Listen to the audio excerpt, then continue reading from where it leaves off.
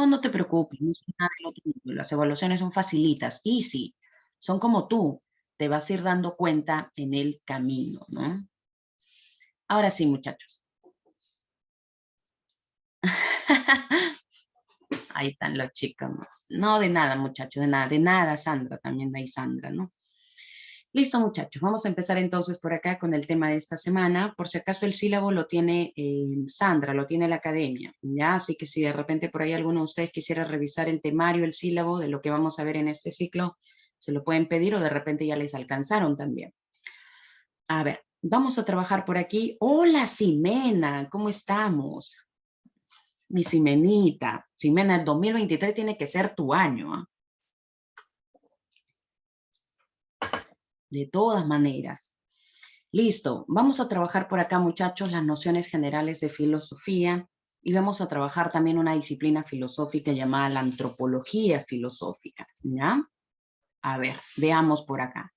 Te he colocado, mira, esta famosa cita de Epicuro, ¿no? Nadie por ser joven dude de filosofar, ni por ser viejo de filosofar se canse, se aburra, se hastíe, pues nadie es joven o viejo para la salud de su alma, ¿no? Para la filosofía. Profesor, ¿eso qué significa? Que la filosofía es más que un curso, ¿ya está? La filosofía es más que un curso que te sirve para dar un examen de admisión, ¿ya está? La filosofía en realidad es un quehacer, es una actividad que se realiza en el día a día, ¿no? Es asumir una postura crítica, ¿no? Problemática, analítica, frente a ya verdades que se dan por hecho, que se dan, digamos, por supuesto, ¿no? Entonces, la filosofía es más que un curso que te pueda servir para dar un examen de admisión. De hecho, para nosotros o para ustedes en este caso, ese es el objetivo, el fin inmediato. Pero en realidad, muchachos, la filosofía trasciende un examen. La filosofía es un quehacer del día a día, ¿no? Entonces, vamos a empezar por acá, ¿ya? A ver, la filosofía, muchachos, tiene como un saber, la filosofía como un saber, como un conocimiento, tiene un origen temporal y espacial. Claro que sí, como un saber, como un tipo de conocimiento, ¿no?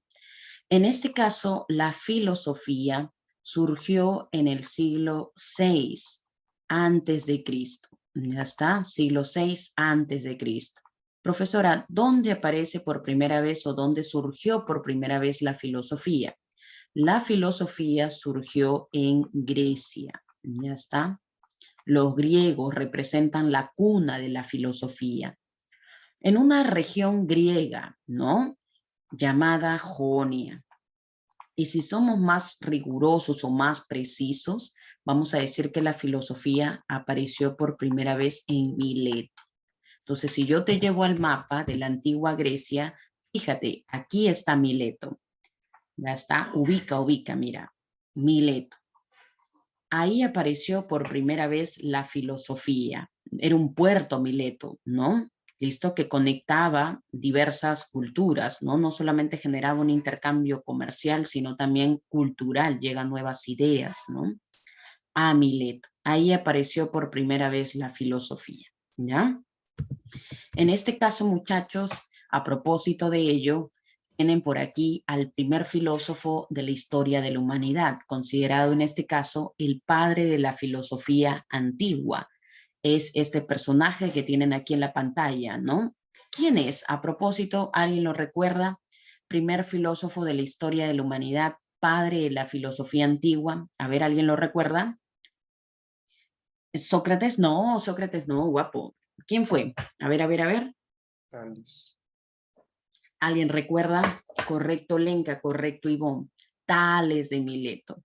Entonces, este personaje es Tales de Mileto, ¿no? Profesora, de Mileto era su apellido, no fenómeno. De Mileto hace referencia a su ciudad de procedencia. Esa era la forma en la que tenían los griegos de poder identificarse. Ya está, no es su apellido. ¿Listo? En ese caso, Tales de Mileto es considerado el primer filósofo de la historia de la humanidad, ¿no? Y por esa razón es considerado el padre de la filosofía antigua. ¿Ya está? Pero así como tenemos un padre antiguo, también tenemos un padre moderno. Ya está. En el siglo XVII aparece el padre de la filosofía moderna. A propósito, es este personaje que tienen aquí en la pantalla. ¿Quién es este pelucón? Correcto, Sandra. Este es Renato. Él es el René, ¿no? René Descartes. Ya está. Padre de la filosofía moderna. Ya está. Ahí tenemos entonces. No, Kant no, oye, ¿qué hablas? Kant dice, no, no, hijo. René Descartes, padre de la filosofía, ya está, moderna. ¿Listo? Profesora, ¿por qué coloca ese símbolo? Ese símbolo en realidad no es el símbolo de la filosofía. Usualmente se utiliza un poco para abreviar por una cuestión práctica, pero no es el símbolo de la filosofía. En realidad ese símbolo es la fi del alfabeto griego, ¿no? En minúscula. Y esta es la fi, esta es la fi del alfabeto griego en mayúscula. ¿Ya está? Entonces, a veces para abreviar filosofía escribimos nada más este símbolo, ¿no? Ya está, por una cuestión práctica. Lo comento porque no vaya a ser que luego esté, profesora, ¿qué es ese símbolo? ¿Qué es ese símbolo demoníaco? Profesora, como me dijeron una vez en un salón. No, no, no, no, nada de eso, ¿ya? ¿Y por qué se dice que Sócrates también es padre de la filosofía? No, Sócrates no es el iniciador, digamos, no es el padre de la filosofía antigua, lo es Tales. Sócrates en este caso es un filósofo importante de la antigüedad, ¿ya? Marca un antes y un después también en la filosofía antigua, pero no es el padre de la filosofía antigua, ¿no? Lo es Tales, ¿ya está? Listo. Ahora, si bien en este caso Tales de Mileto es el padre de la filosofía antigua, no es el primero en haber empleado la palabra filosofía. De hecho, el primero en emplear la filosofía, el término filosofía, ¿quién fue? A ver, Pitágoras.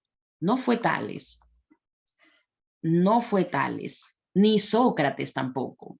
Pitágoras. Correcto. En este caso, el primero en emplear el término filosofía fue Pitágoras. Pitágoras de Samos. ¿Ya está? Profesora, ese es el Pitágoras que yo conozco, el del teorema, sí, el único teorema que te acuerdas bien también, ¿no? Ese que dice que el cateto elevado, los catetos elevados al cuadrado, la suma de ellos me da la hipotenusa elevada al cuadrado. Sí, el mismito, el matemático, ¿ya? Tales a propósito y Descartes también fueron matemáticos, ¿no? De repente habrás escuchado sobre el teorema de Tales, sale de ahí, pues de Tales el matemático. Habrás escuchado de plano cartesiano, ¿no? De Descartes, ¿no es cierto? Entonces, los tres son matemáticos, son grandes, son, digamos, aportadores a este saber, ¿no? Y también fueron filósofos, ¿no? Hay un detalle que no debes olvidar y es que en la antigüedad la filosofía y la ciencia no estaban separadas, como hoy sí en día se percibe de una manera más clara, ¿no? Hoy en día sabemos que la filosofía es un quehacer distinto de la ciencia, están separadas. En cambio, aquí en la antigüedad, hijo, digamos que la filosofía, ¿no? No estaba separada de la ciencia. Es más, la filosofía tenía como propósito el conocimiento verdadero, la episteme, la ciencia, ¿no? Entonces solo la filosofía podría permitirnos lograr la episteme, el conocimiento verdadero. Episteme como ciencia, ¿no? Entonces no están separadas. Por esas razones que tú puedes encontrar que Tales, Descartes, o perdón, Tales, Pitágoras fueron filósofos y fueron también matemáticos, ¿no? ¿Cuándo comienza a separarse la ciencia de la filosofía? Recién en la modernidad, ¿no? Con la revolución científica y todos los cambios que ya vienen a partir de ello, ¿no? Desde ahí comienza la separación, ¿ya? Listo. Ahora que sabemos que la filosofía apareció en Grecia, ¿no es cierto? Vamos a definir qué cosa es filosofía. En ese sentido, podríamos empezar con una definición etimológica. Profesora, ¿qué significa definición etimológica? Es decir, podríamos definir la palabra filosofía a partir de las raíces de las que se compone.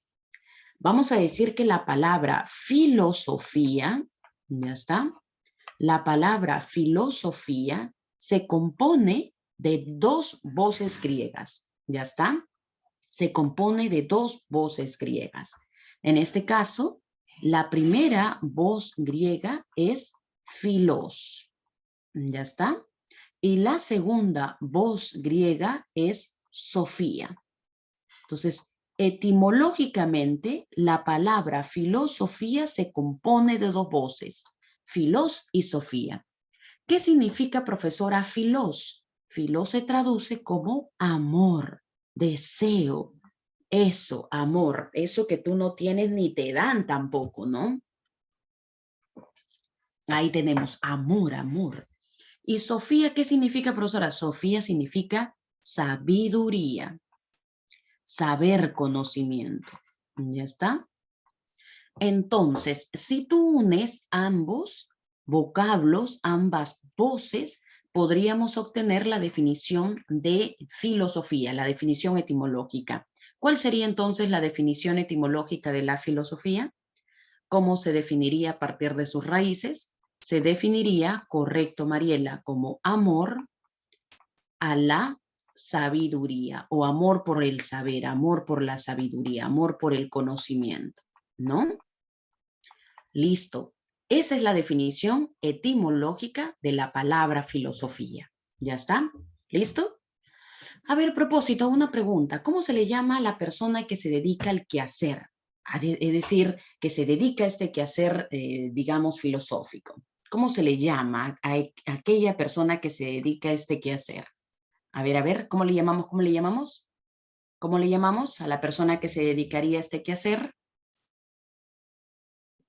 ¿Cómo le llamamos? Correcto, le llamaríamos filósofo. ¿Ya está? Filósofo. Correcto. Ahora bien, ahora que sabes cómo se define etimológicamente a la filosofía, dime tú cuál sería la definición etimológica del filósofo. ¿Cómo podríamos definir al filósofo? Si filosofía etimológicamente es amor a la sabiduría, ¿quién será el filósofo? A ver. Vamos. El filósofo sería el... ¿Quién? A ver. ¿Quién sería? Correcto, el filósofo sería el amante del saber, el amante del conocimiento. ¿Qué significa? Que el filósofo sería un chico ADC. ¿Cómo que un chico ADC, profesora? Así se llama la academia, profesora. Correcto. Un filósofo es un amante. ¿Amante de qué? Del conocimiento. Amante del saber. Profesora, o sea, ¿eso significa que yo soy filósofo? Sí, acabas de ingresar a la academia de los filósofos. Esta es la academia de la nueva generación de filósofos, ¿no? Claro, ustedes son los amantes del conocimiento, son la nueva generación de los filósofos. Recién me doy cuenta.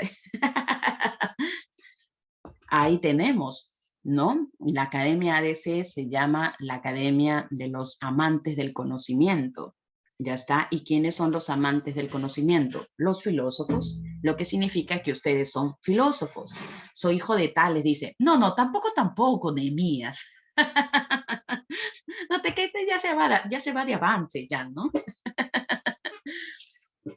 Soy ¿cómo dice? Mira, ve, soy la reencarnación de Aristóteles, dice. No, tampoco, hijo.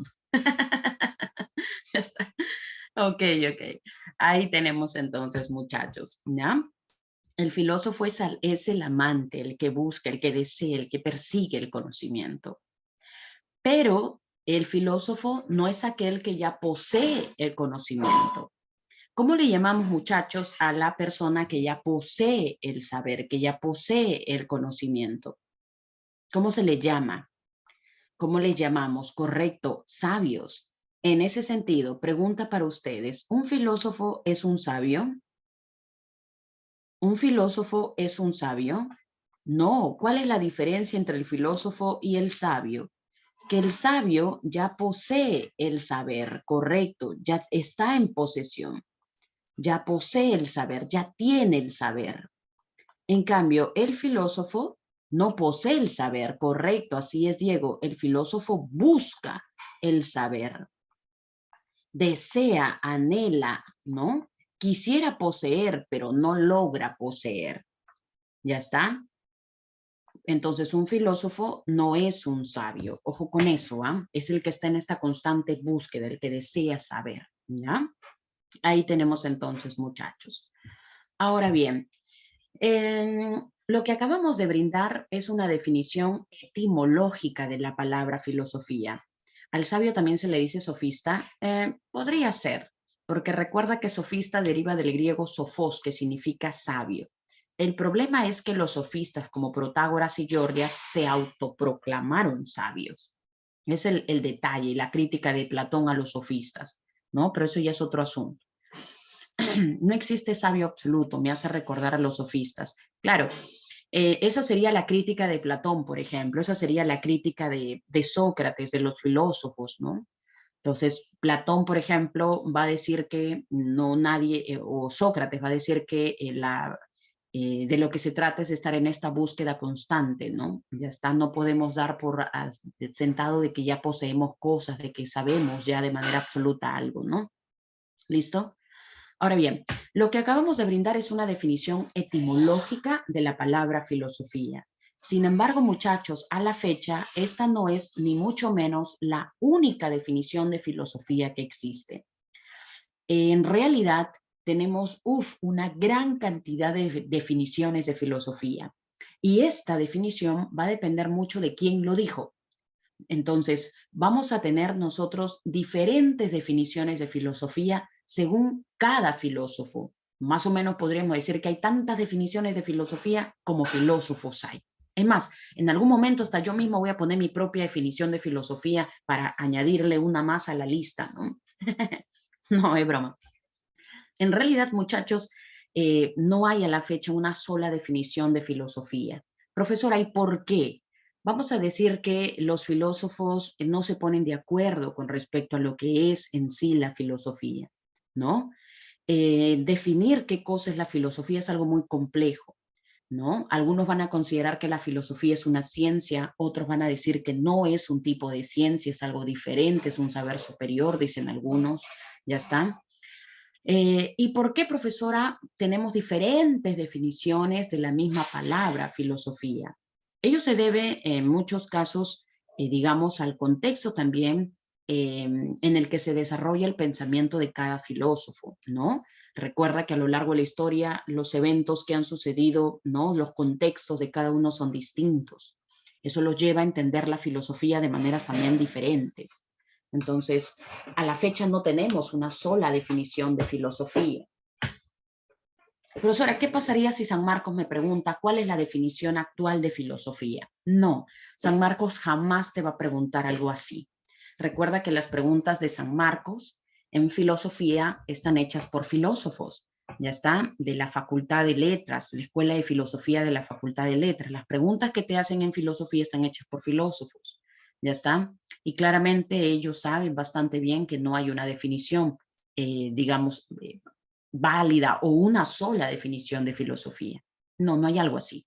Lo que San Marcos podría preguntarte más bien es cómo definió Aristóteles la filosofía, cómo definió Hegel la filosofía, cómo definió Marx la filosofía. Eso sí podría preguntarte, pero no cuál es la definición actual. Eso no hay. ¿Ya? Entonces, lo que vamos a hacer por aquí es brindar algunas otras definiciones de la palabra filosofía, según también que ha ido pensando de ella cada filósofo. En este caso, por ejemplo, podríamos empezar por Aristóteles. Aristóteles definió la filosofía como una ciencia, y hay que resaltarlo, como lo ves ahí, porque quizás sea la primera vez que alguien definió la filosofía de esa manera. Aristóteles sostuvo que la filosofía es una ciencia teórica. ¿Qué significa ello? Que la filosofía se queda en el plano teórico. La filosofía no cumple un fin práctico, o sea, la filosofía no tiene una utilidad inmediata, no sirve para solucionar problemas, no se aplica a la realidad, sino que la filosofía se queda en el plano teórico especulativo. ¿Qué busca la filosofía? ¿Cuáles digamos, busca los primeros principios y las primeras causas de todo cuanto existe? Entonces la filosofía se encarga de buscar el fundamento último de todo, ¿no? La base, la raíz de todo, ¿no es cierto? Es una ciencia que se encarga de buscar los principios, pero se queda en el plano teórico. ¿Ya está? Cuando digo plano teórico, me refiero a que, por ejemplo, existen otras ciencias que no se quedan simplemente en la especulación, sino que son ciencias que se aplican. Por ejemplo, en este caso podría ser la medicina, ¿no? La medicina no se queda en el plano teórico, sino que todo lo que se aprende en teoría se aplica, es útil en la realidad, soluciona problemas, ¿no? Entonces, digamos que podríamos encontrar ahí una diferencia, ¿no? La filosofía no se aplica, se queda ahí, en la teoría, ¿no?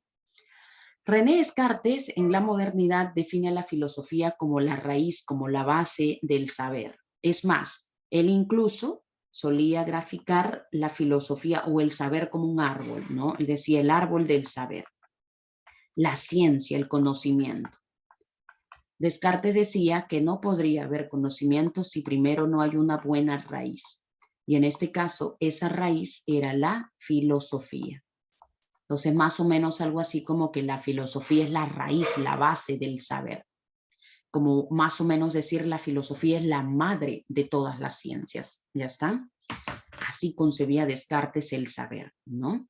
Y además él decía que en su época existían tres grandes ciencias, ¿no? La física, ¿no?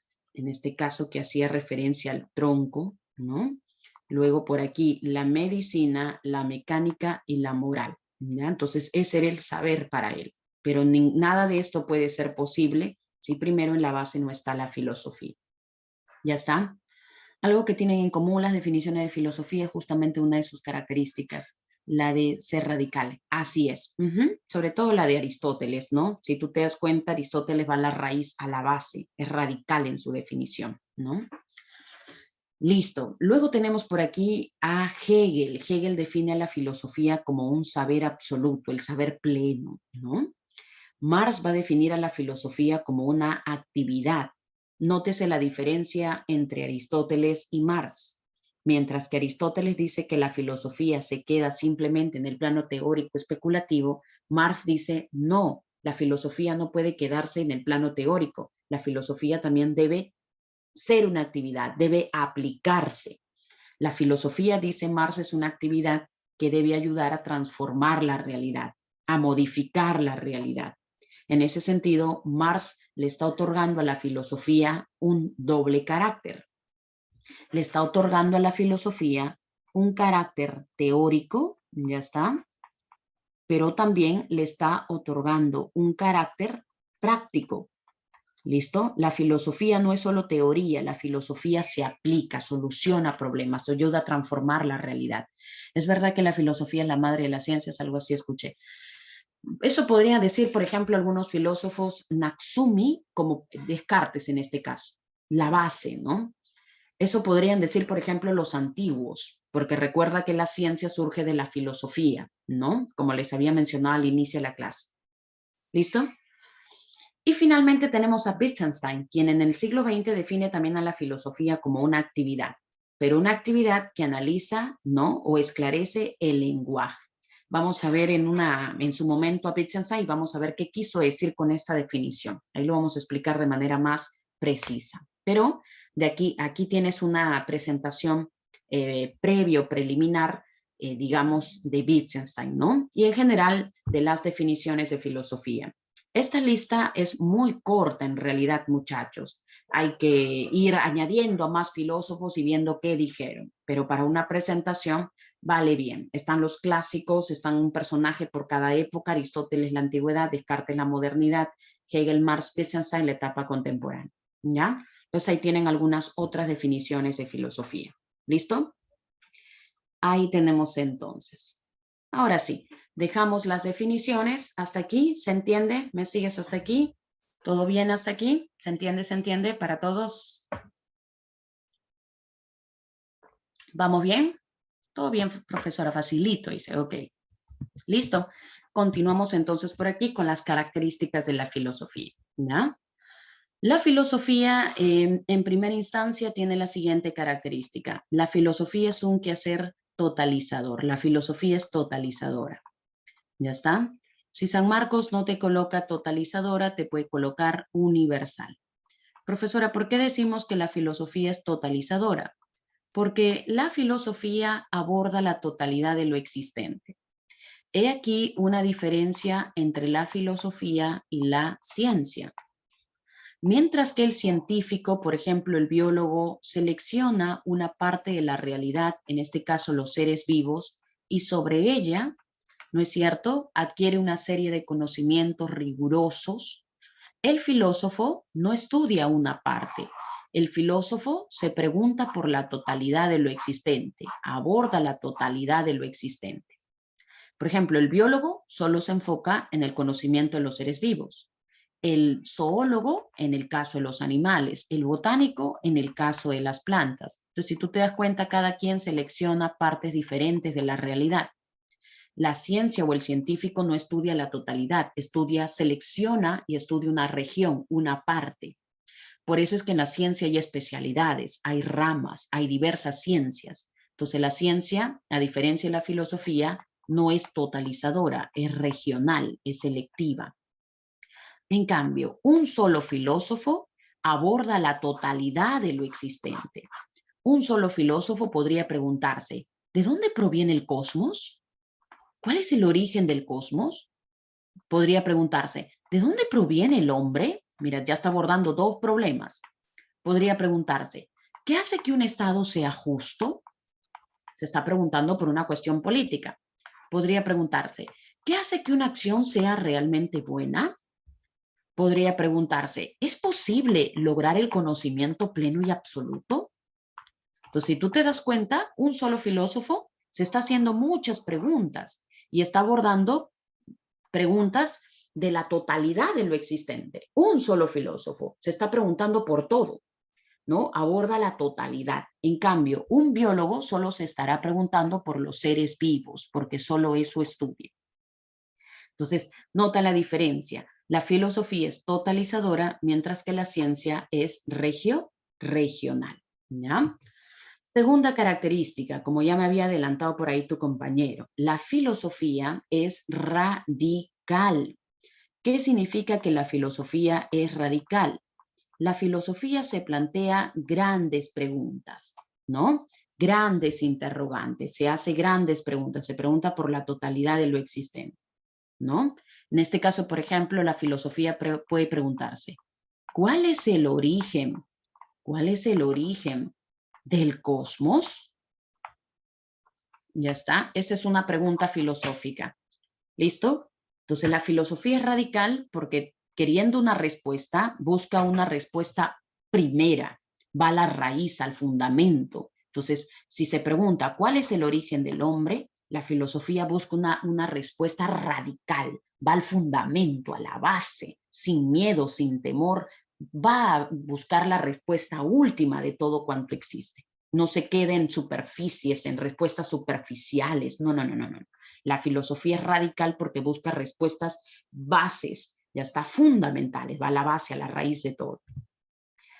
Tercera característica, la filosofía, ya está, es racional. ¿Por qué decimos que es racional? Porque la razón es la base, el instrumento fundamental de la filosofía. En su afán de buscar respuestas a las preguntas que se va haciendo, la filosofía busca respuestas coherentes, respuestas lógicas, respuestas sensatas. Si, por ejemplo, un filósofo se pregunta, ¿cuál es el origen del cosmos? Una respuesta no puede ser, el origen del cosmos se debe a seres sobrenaturales, a dioses múltiples. No, esa es una respuesta nada racional. Un filósofo o la filosofía se caracteriza por plantearse preguntas, pero cuyas respuestas deban ser lógicas, coherentes, sensatas. He aquí una semejanza entre la filosofía y la ciencia. ¿Ya está? En este caso, la ciencia también es un saber racional. ¿Listo? Por ejemplo, si la ciencia... Uy, ¿qué pasó? A ver, ya está. Un momentito.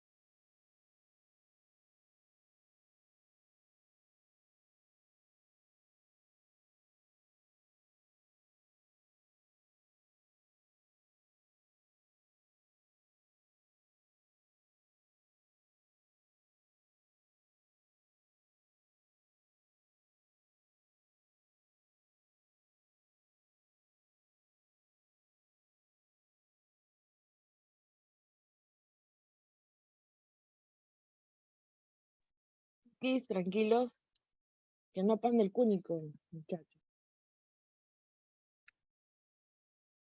Ahorita revisamos. No se preocupen, chiquis. Ahorita vuelvo a la misa. Vamos a hablar de Platón.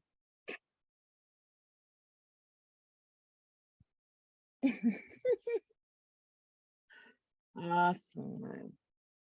Vamos a leer atentamente lo que han dicho.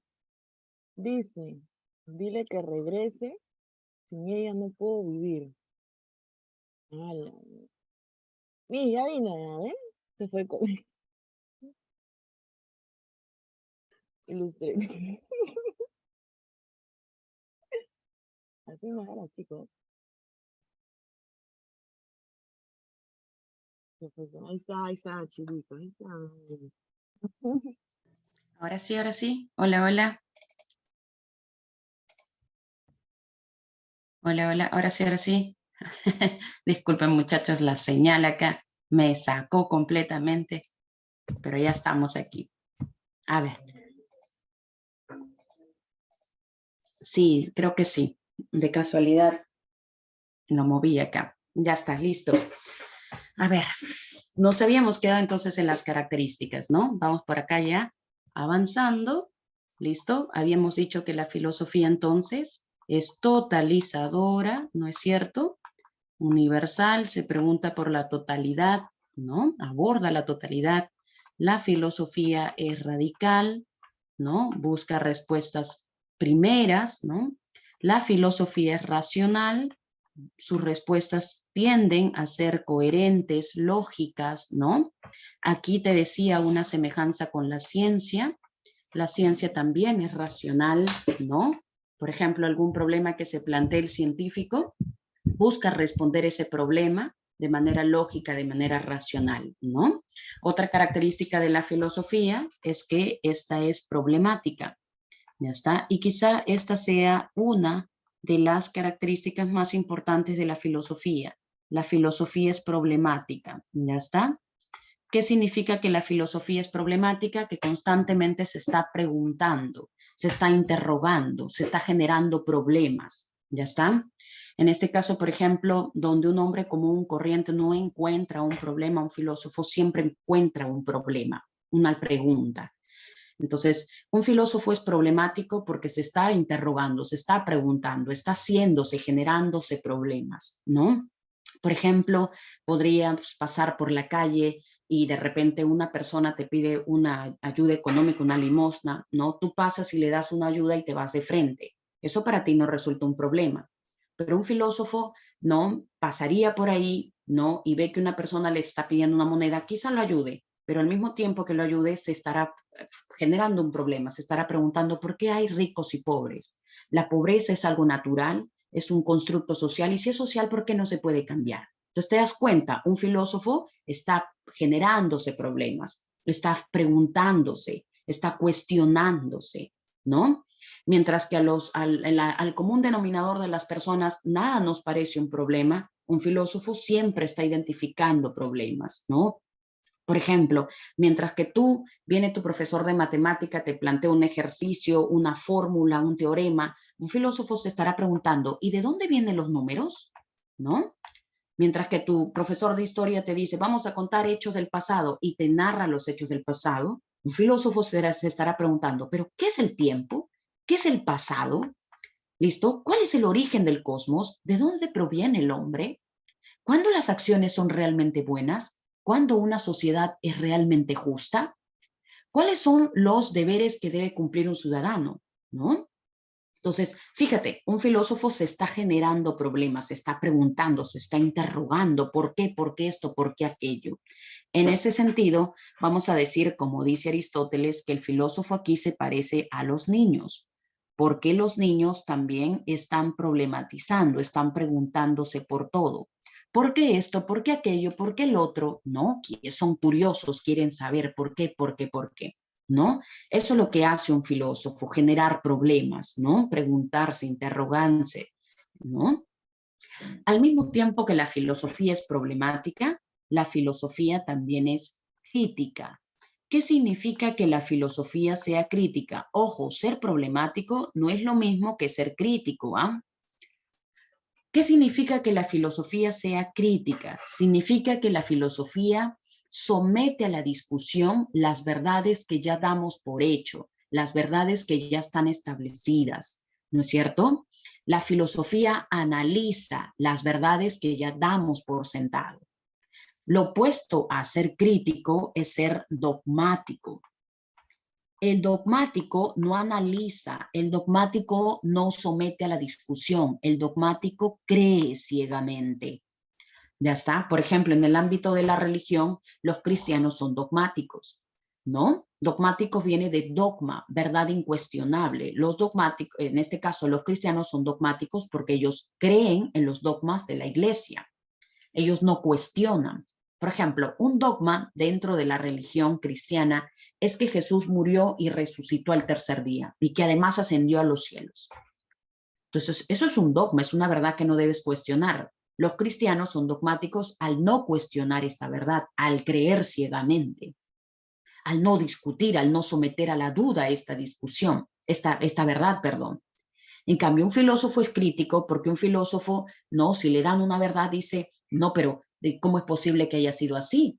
¿Cuál es digamos, la explicación lógica para ello? ¿No es cierto? ¿Cómo se puede comprender? Entonces, te das cuenta, un filósofo somete al análisis, somete a la crítica, ¿no? Pone en entredicho, pone en tela de juicio una verdad que ya todo el mundo da como establecida. En este caso, por ejemplo, crítico fue Aristóteles con respecto a Platón. Como tú bien sabes, Platón consideró que existen dos mundos. Esa era una verdad para Platón y para sus discípulos. Pero Aristóteles fue crítico porque Aristóteles le dijo a Platón, no existen dos mundos, solo existe uno. No hay sentido para creer que existan dos mundos. Entonces, ¿qué estaba haciendo? Criticando una verdad que los discípulos de Platón ya daban por hecho. Crítico también fue John Locke con respecto a Descartes. Descartes decía que nosotros ya nacemos con principios innatos en la mente, innatismo. ¿No? Esa era una verdad que los racionalistas ya daban por hecho. En cambio, ¿qué dijo John Locke? No. Nosotros no nacemos con principios innatos. Nuestra mente es como una tabula rasa. Está vacía al nacer. Entonces, ¿qué está haciendo? Criticando una verdad establecida. Crítico fue Descartes con respecto a Tomás de Aquino, con respecto a los medievales.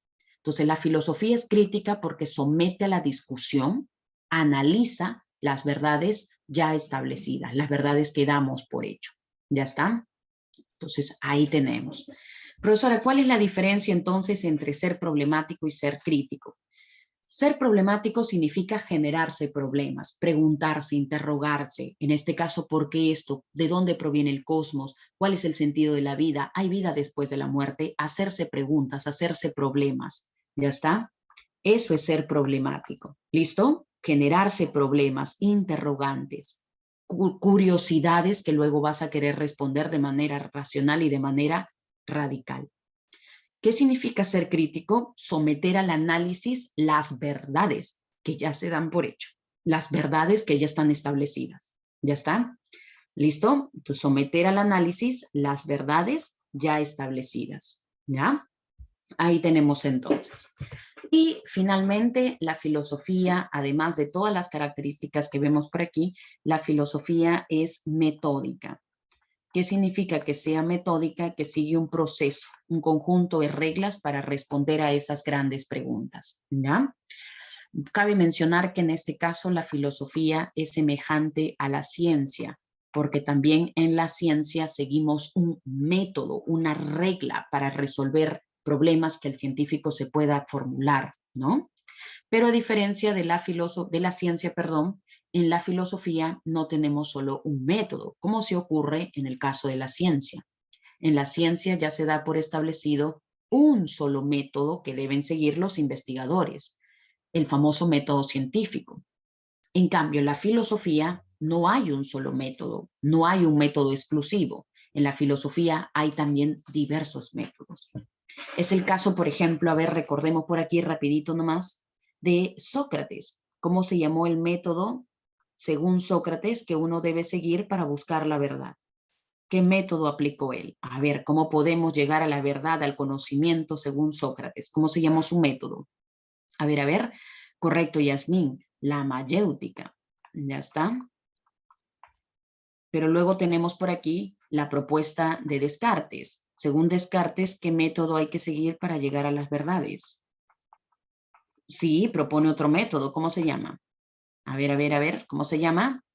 Correcto, Lenka, la duda metódica. Ya está. Entonces, no hay un solo método en la filosofía. Y la última característica, la filosofía es sistemática. ¿Qué significa que la filosofía sea sistemática? Que es organizada. ¿Ya está? Esta característica también la comparte con la ciencia también es sistemática, ¿ya? Entonces, ¿qué significa? Que el filósofo se plantea un problema. No se trata de que, a ver, voy a ver cómo soluciono este problema. No, primero se organiza, ya está, se organiza, hay un plan para poder resolver esa pregunta. Quizá analizamos qué dijeron otros filósofos sobre ese mismo tema. Entonces, se hace un programa, un plan de trabajo y luego se busca solucionar o responder ese gran problema. Entonces la filosofía es ordenada, es organizada, así como también lo es la ciencia. Entonces, ¿cuáles son las características semejantes entre la filosofía y la ciencia? Las siguientes. La filosofía es racional como lo es la ciencia. La filosofía es sistemática como lo es la ciencia. Es metódica como lo es la ciencia.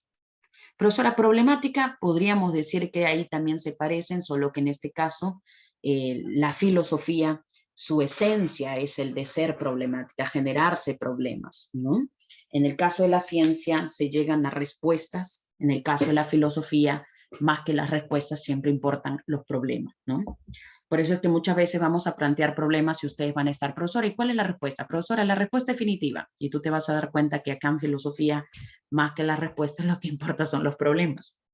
Porque las preguntas no tienen una sola respuesta, como vamos a ver aquí. ¿Ya? Listo. Y terminamos por aquí esta primera parte con las disciplinas filosóficas. ¿Qué son las disciplinas filosóficas? Son como ramas de la filosofía. Son como partes de la filosofía. Cada rama o cada disciplina filosófica se va a caracterizar porque aborda un problema, ¿ya está? Aborda un gran problema. Recuerda que la filosofía es problemática, entonces la filosofía se genera problemas. Uno de los problemas que le interesa resolver a la filosofía giran en torno al conocimiento. Otro de los problemas que quiere resolver la filosofía giran en torno a la ciencia. Otro en torno a la inferencia o a los razonamientos deductivos. ¿Ya está? Otro de los problemas que aborda la filosofía gira en torno al orden político de las sociedades. Otro en torno al hombre. Otro en torno al valor. Otro problema en torno a la belleza. Y otro en torno a la moral. Entonces, lo que acabo de subrayar por aquí son los problemas que aborda la filosofía. Ahora bien, cada uno de estos problemas para fines metodológicos se dividen en diferentes o son abordados en este caso por diferentes disciplinas filosóficas. A ver, vamos, repasa. ¿Cómo se llama la disciplina filosófica que aborda el problema del conocimiento en general? ¿Cómo se denomina? ¿Cómo se llama? Vamos. ¿Cómo se denomina? Correcto, la nociología. Ya está, la nociología. La disciplina filosófica que aborda el problema de la ciencia, o también llamada conocimiento científico, correcto, la epistemología. La disciplina filosófica que aborda el problema de la inferencia, del razonamiento deductivo, correcto, la lógica, ya está. Aunque tú sabes también que la lógica es una ciencia a la fecha. A propósito, es una disciplina filosófica, pero a la fecha es considerada también una ciencia. Según el objeto de estudio, a ver nomás si recuerda, ¿qué tipo de ciencia es la lógica?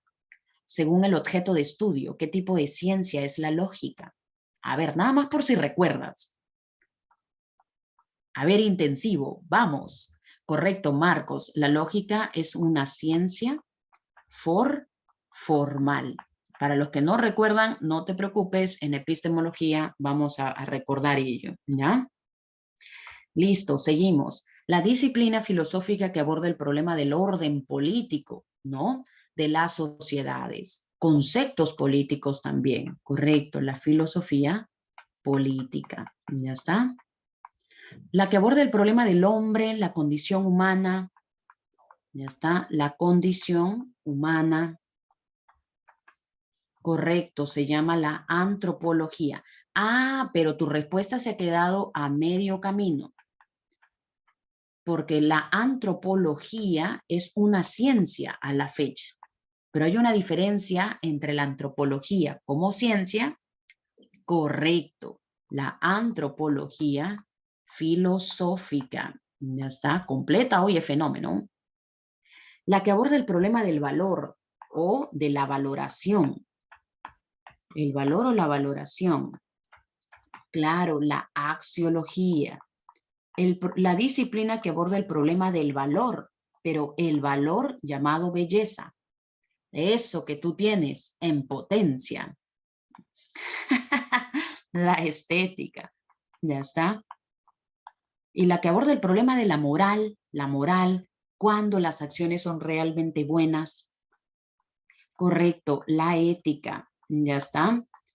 Listo, muchachos. Entonces ahí tienen la lista de las disciplinas filosóficas, ¿no? De los problemas que aborda la filosofía, ¿ya? Hasta aquí hemos terminado con la primera parte de la clase. ¿Listo?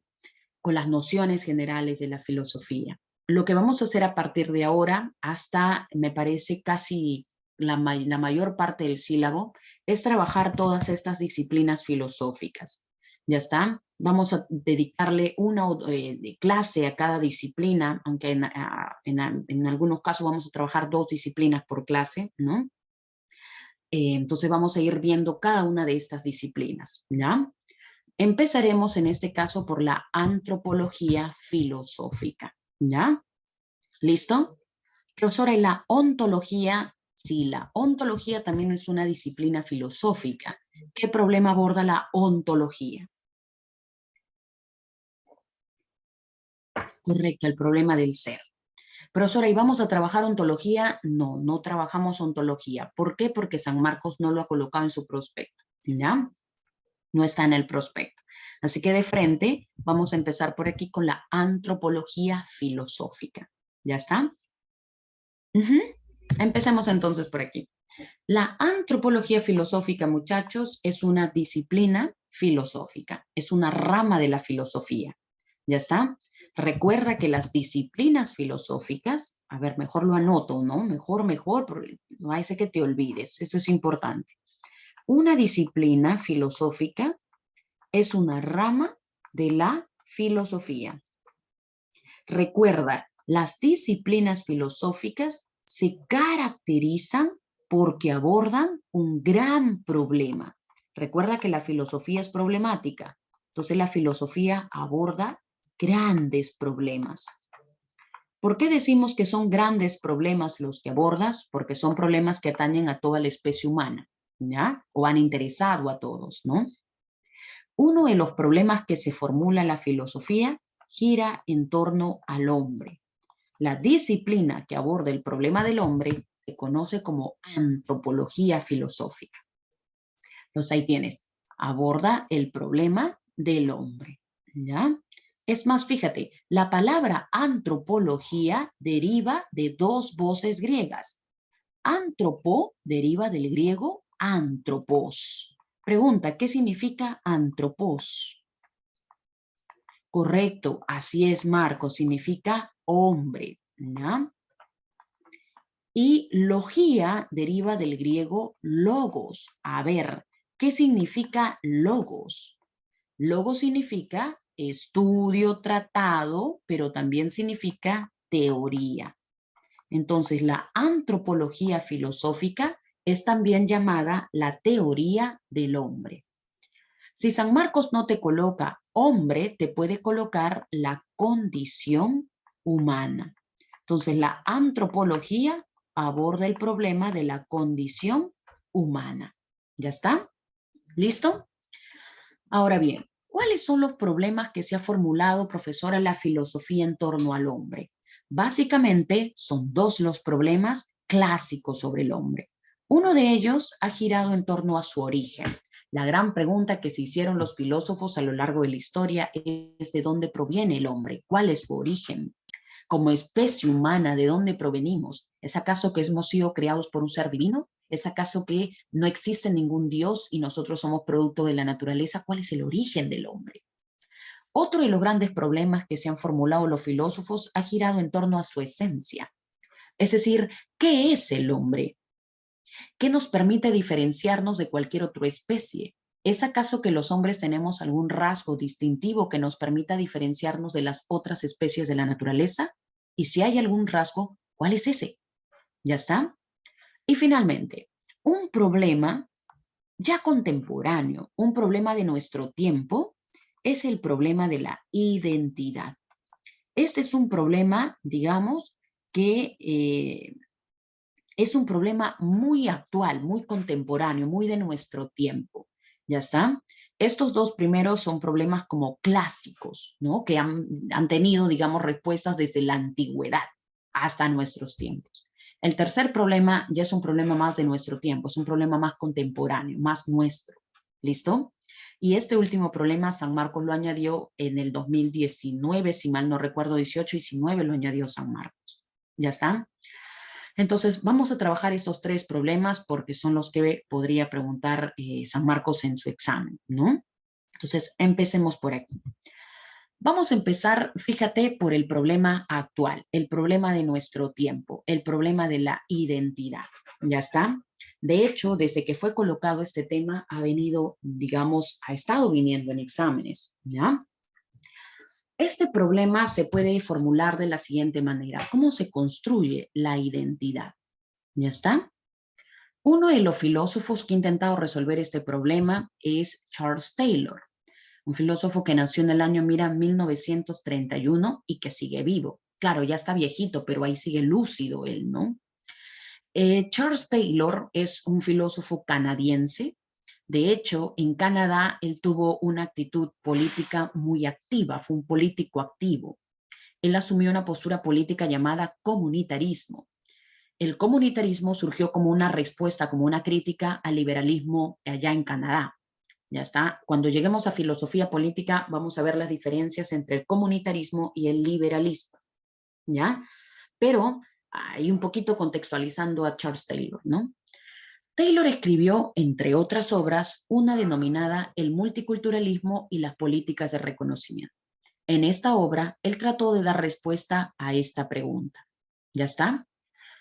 Ahora bien, un detalle importante aquí, muchachos. El hecho de que esta respuesta, digamos, el hecho de que solamente veamos la respuesta de Taylor a esta pregunta no significa que la respuesta de Taylor constituye ya la verdad plena y absoluta y la respuesta definitiva al problema. No. En realidad, hay muchos otros filósofos que han venido tratando de resolver esta pregunta. Pero ¿por qué razón únicamente voy yo a dedicarle la clase a Taylor? ¿Por qué únicamente vamos a ver la respuesta de él a este problema? Básicamente, muchachos, por la simple razón de que es San Marcos, digamos, quien ha colocado solo a Taylor para resolver este problema.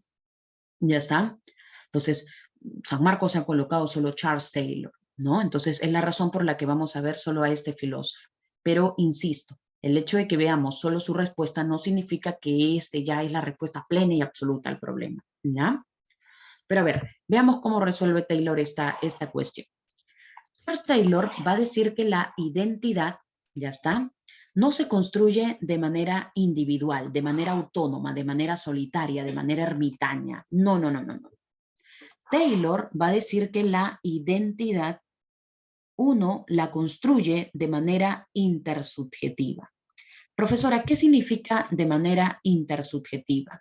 Significa que la identidad la formamos en relación con los otros.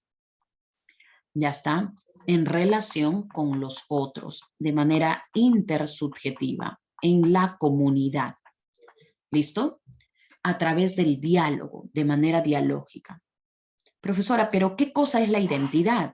Usted dice que la identidad la construimos relacionándonos con nosotros, pero primero hay que definir qué es la identidad.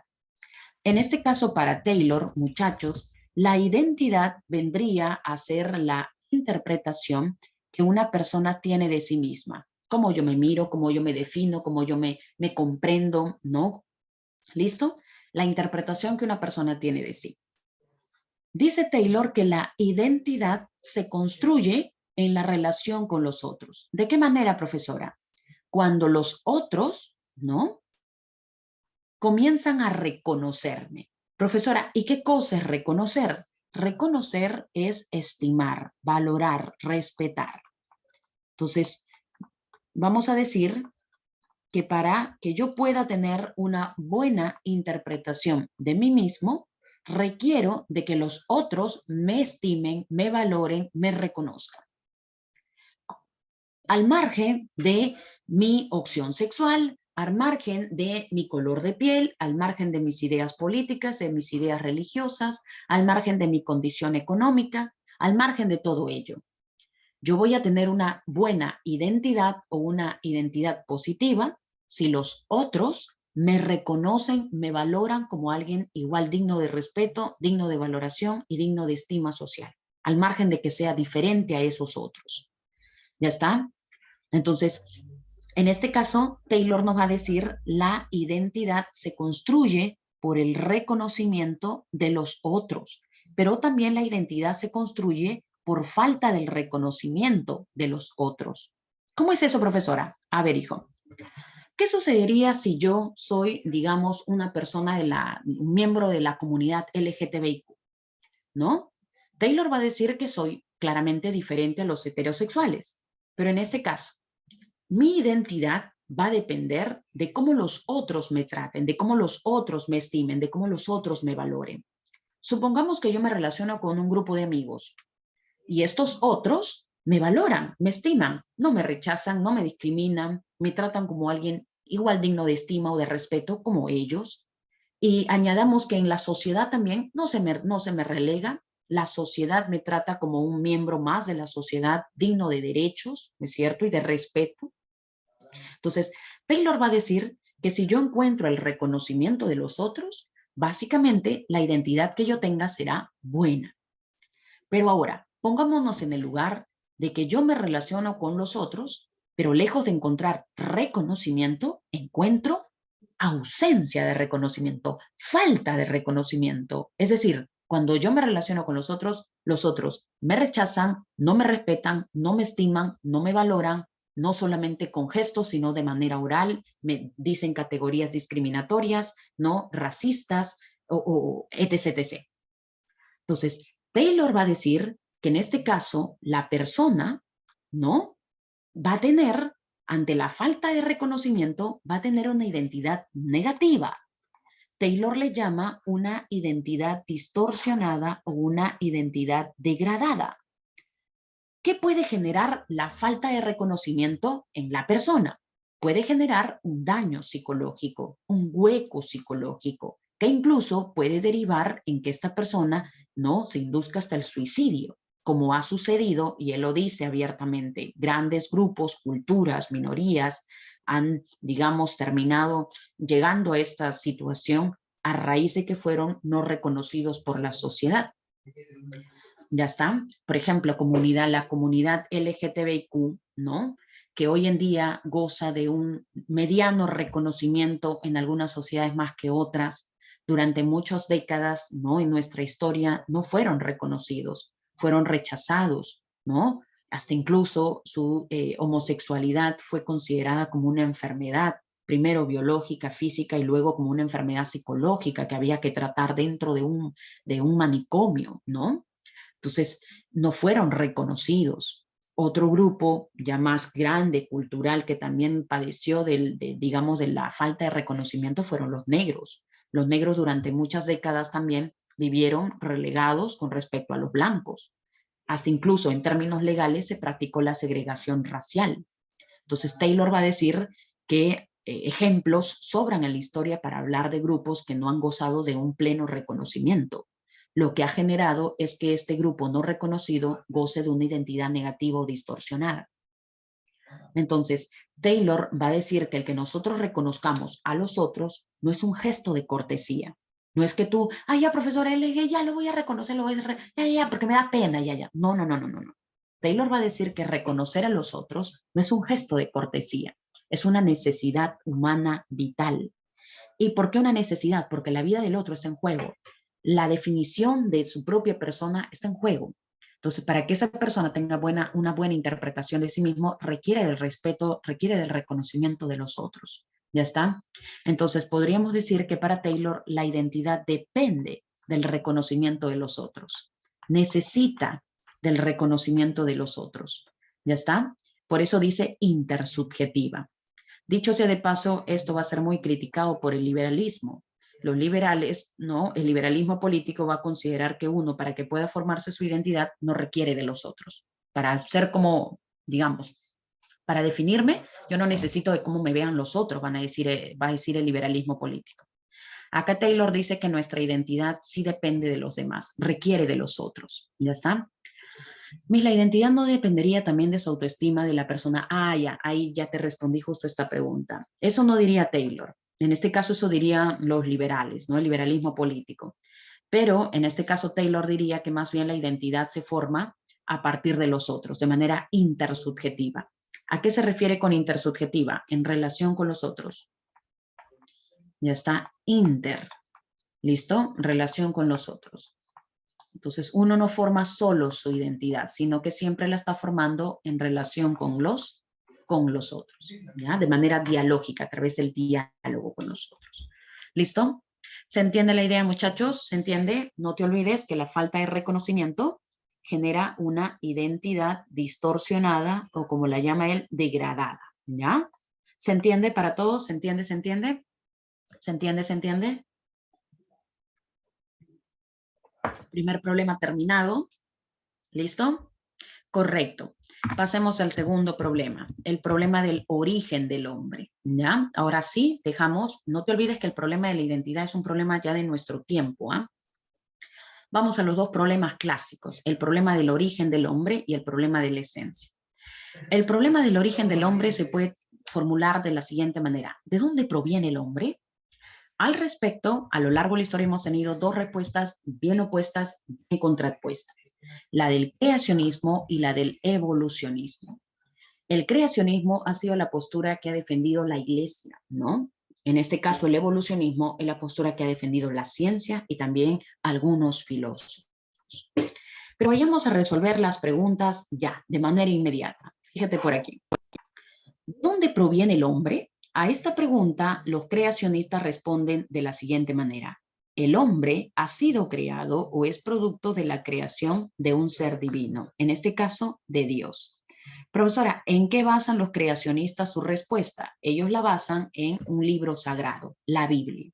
Entonces, la Biblia es la base, es el fundamento, ¿no es cierto?, de esta teoría, la Biblia.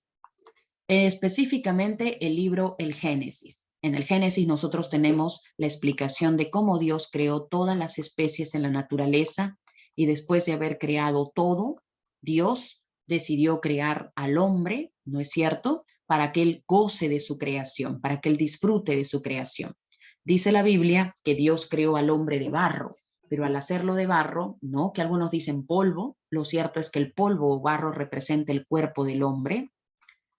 Al hacerlo así, Dios se dio cuenta que nada lo diferenciaba de lo que ya había creado.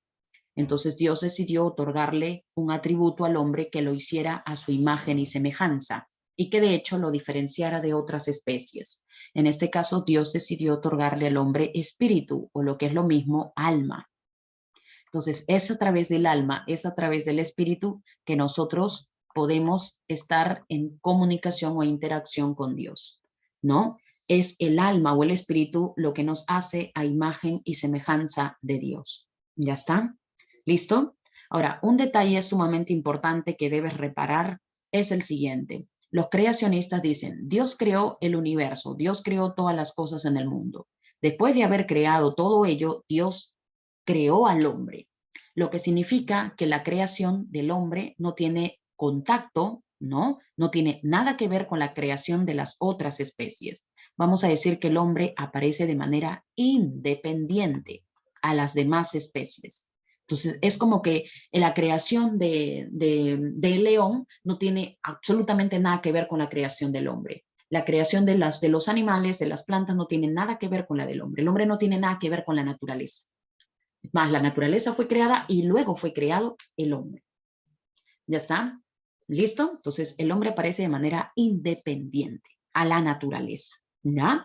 No tiene nada que ver con la naturaleza el hombre. ¿Listo? Ahí tenemos. Ahora bien, una tesis también fundamental de los creacionistas, ¿no? Acá está, mira, independiente, ¿eh? No te olvides de eso. Es que, digamos, para los creacionistas, el hombre se ha mantenido fijo, invariable desde la creación. Tú me dirás, no, profesor, hemos ido cambiando. Lo que ocurre es que lo que ha ido cambiando es tu cuerpo, pero tu cuerpo no te define, tu cuerpo es como una carcasa. En realidad, lo que a ti te define es el alma, es el espíritu, y eso se ha mantenido fijo, invariable. A eso se le denomina la tesis del fijismo, ¿ya? Fijismo viene de fijo. El hombre se ha mantenido invariable desde la creación. ¿Ya está?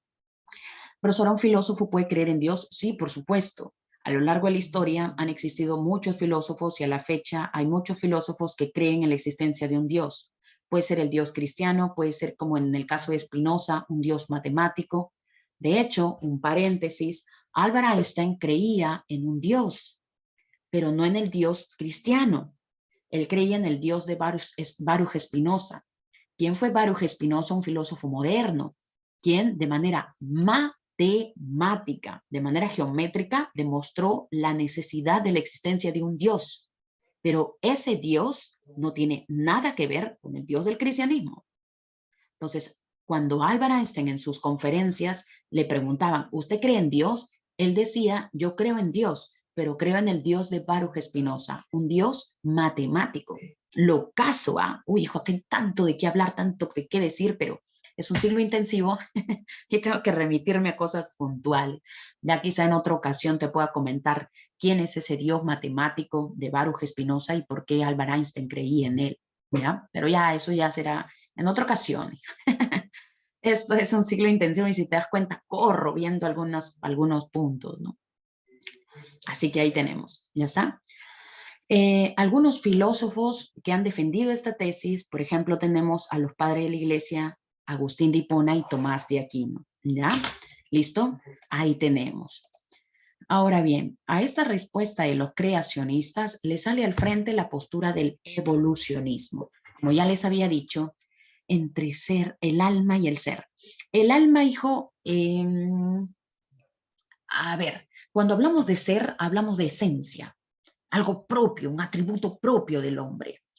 Y en este caso, el alma vendría a ser, digamos, esa parte interna del hombre. El espíritu, el alma vendría a ser esa parte interna del hombre, que no se logra ver, pero que mueve el cuerpo. Es como el motor del cuerpo, pero que no se logra ver, es imperceptible. O al menos así le entendían, digamos, los cristianos y también le entendía Platón y Aristóteles. El alma es la esencia, el ser del hombre. Es el, digamos, lo que da vida al hombre. Si no tuvieses alma, fuese solo cuerpo. Y tu cuerpo no tendría movimiento, no tendría razón, no tendría sentido, no tendría vida. Entonces, digamos que tú puedes tener tu cuerpo, pero quien le da vida, movimiento, ¿no? Es el alma. El alma es tu esencia, tu ser. ¿Ya está? Van a decir en este caso, por ejemplo, tanto los cristianos como también lo va a decir Platón y lo va a decir también Aristóteles. El cuerpo es como una carcasa, como la de un celular. Es como la carcasa. Pero tu carcasa no podría funcionar si no tuviese su sistema operativo, ¿no? Su alma, digamos, su ser, su esencia. Entonces, así funcionamos nosotros. Si fuésemos solo cuerpos, no tendríamos movimiento, vida, sentido, ¿no? Es nuestra esencia, ¿no? Nuestro rasgo fundamental. Ya, volvemos aquí. El evolucionismo, ante la pregunta de dónde proviene el hombre, responde, el alma es como la música en una fiesta, sin música la... Es buena analogía, buena analogía. Nomás estamos pensando que te gustan las fiestas, ¿no? ¿O has escuchado esa frase cuando le dicen a una persona, tú eres el alma de la fiesta, ¿no? A mí, por ejemplo, no me dicen eso. ¿Qué ibas a pensar? ¿Que a mí me decían el alma de la fiesta? No, hijo, yo soy tímida en realidad. ¿Ya está? No parece, dice. No, sí, sí, hijo, sí, por supuesto. Ya está. Yo soy el que paro la fiesta, dice. Ahí está, llegas tú y comienza la alegría, ¿no? No le creo, me dice María Ángel. Y la fiesta dionisiaca, ustedes del alma de la... A ver, veamos, muchachos. Volvamos por acá. Mira, mira, vamos terminando, vamos terminando. ¿Qué dicen los evolucionistas sobre el origen del hombre? Dice, a ver. ¿Qué es eso de que el hombre es producto de la creación de un Dios, de un ser divino? A ver. Primero empecemos por lo siguiente. No existe ningún Dios, no existe ningún ser divino. Lo que significa que el hombre no es producto de la creación de nadie. El hombre más bien es resultado de la naturaleza. El hombre es producto de la naturaleza. El hombre es producto de la naturaleza que ha estado en constante transformación, que ha estado en constante movimiento, que ha estado en constante evolución. El hombre tiene rasgos que se asemejan a especies anteriores. ¿Y en qué me baso yo para decir esto? Dicen los defensores del evolucionismo como Charles Darwin. No me baso en un libro sagrado. Me baso en pruebas, en evidencias, en fósiles, en restos fósiles. De hecho, muchachos, Darwin, para defender su tesis del evolucionismo, se la pasó viajando. Llegó hasta las Islas Galápagos buscando restos fósiles. Él se dio cuenta que animales, digamos, de su época, siglo XIX, ¿no? Siglo XX, ¿no? Animales de su contexto, de su época, tenían rasgos semejantes a restos fósiles que él había encontrado de la antigüedad. Entonces Darwin dijo, ¿cómo es posible que un animal actual tenga rasgos parecidos a una especie que ya está en extinción, a un resto fósil? Entonces, esto no puede ser casualidad. Esto no puede ser, digamos, no sé, pues cuestión de azar. No, debe haber una explicación. ¿Cómo es posible que las especies actuales tengan rasgos parecidos a especies que ya no existen, a restos fósiles? Algo debe haber sucedido aquí. Entonces Darwin llegó a la conclusión de que lo mismo ocurría con la especie humana. La especie humana actual tiene rasgos que tuvieron otros restos fósiles anteriores. Entonces Darwin llegó a la conclusión de que el hombre es producto de la naturaleza que ha ido evolucionando. ¿Ya está? ¿En qué me baso yo, dice Darwin, para decir esto? Me baso pues en pruebas. Hay evidencia empírica. ¿Ya está? Hay restos fósiles. ¿Listo? Evidencia empírica. ¿Ya está? Hay restos fósiles. De hecho, Darwin va a decir que la vida comienza con un ancestro común. A partir de ese ancestro común es que comenzó la diversificación de las especies. ¿Listo? ¿Qué sucedió? Dice Darwin. La naturaleza, a través de un proceso de selección natural, ha ido seleccionando a lo largo de la historia, o si quieres, a lo largo de los cambios, ha ido seleccionando a las especies que mejor se han ido adaptando al medio. Entonces, es como que tenemos aquí, ¿no? Dentro de una especie, vamos a colocarlo aquí, a graficarlo aquí, podríamos tener dentro de una especie, ¿no? A 4 integrantes de una especie, conejos, por ejemplo. ¿Ya está? En este caso, no todos van a sobrevivir. Darwin sostiene que la naturaleza va seleccionando a través de un proceso de lucha a los que mejor se van adaptando a los cambios de la naturaleza. Ahora, ¿quiénes sobreviven? ¿Los más fuertes? No, no sobreviven los más fuertes. Sobreviven los más aptos, los que mejor se van adaptando a los cambios. Por ejemplo, puede ser que esta integrante, este conejo, tenga algunos rasgos que le permitan sobrevivir a los cambios de la naturaleza. En cambio, no lo tiene, lo que va a significar que en la lucha, perezca. Este otro tampoco tiene ninguna cualidades que le permiten adaptarse a los cambios, lo que significa que va a terminar pereciendo en la lucha. Este otro de repente sí tiene cualidades o atributos o rasgos que le permiten irse adaptando a los cambios de la naturaleza. Entonces es como una lucha por vivir, una lucha por sobrevivir. Entonces, ciertamente podríamos decir, ellos se unen, ¿no? Se reproducen y esos rasgos le transmiten a sus generaciones. ¿Ya está? Entonces, al transmitirle, otra vez comienza la lucha, no por sobrevivir. Los que desarrollen esos rasgos serán las especies que se sigan reproduciendo y los que no irán pereciendo. Entonces, si continuamos en este camino, vamos a llegar a una especie, o mejor dicho, a un conejo, un resultado, que tenga todos esos rasgos mejores de las especies, digamos, de las generaciones anteriores. Entonces, eso explicaba por qué Darwin encontró a digamos, a un animal de su época, lo encontró con rasgos de restos fósiles anteriores. Entonces, Darwin dijo, ¿cómo es posible que una especie actual tenga parecido con restos fósiles pasados?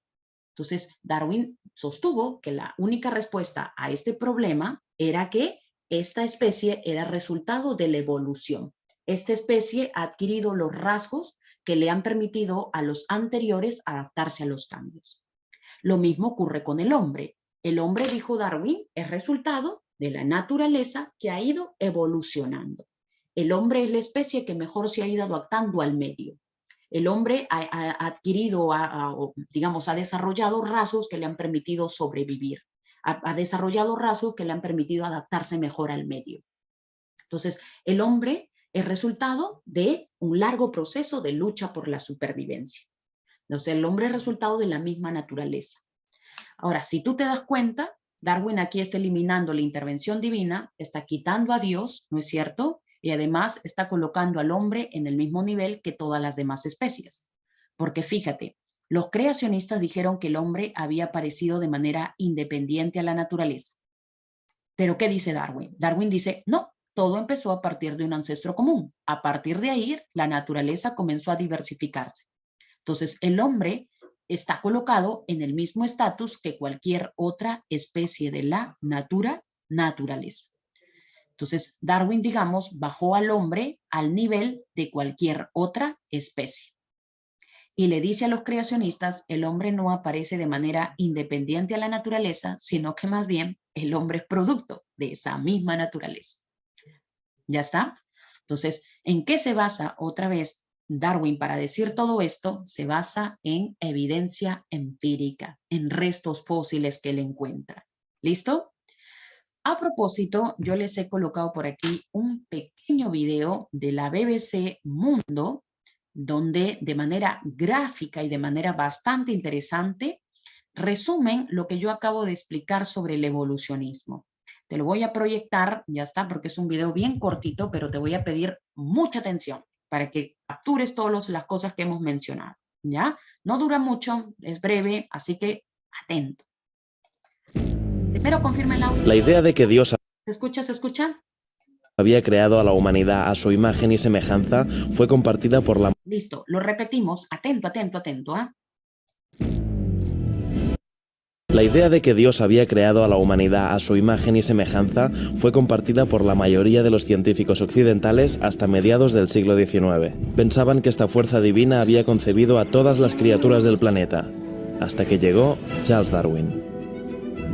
Aunque ya había voces que hablaban de la evolución de las especies, el naturalista británico fue el primero en ofrecer evidencias para explicar el mecanismo que la hace posible: la selección natural.